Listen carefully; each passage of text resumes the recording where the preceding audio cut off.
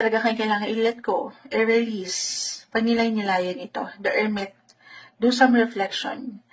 Ano yung kailangan i-release mo siya? Ito yon yung ilang demonyo. Again, this is a devil card, the shadow side lang yan.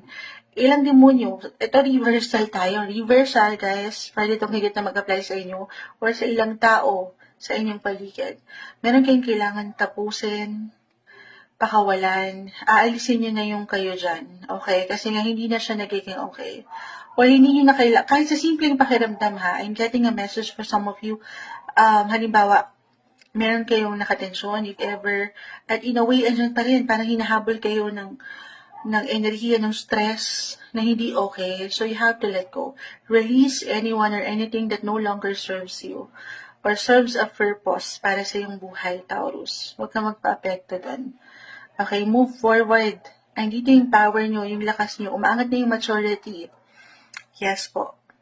Actually, itong darating na lunar eclipse, it will highlighted your 11th house. At ang lawak ng 11th house, dyan na pumapasok ang iyong unahin natin.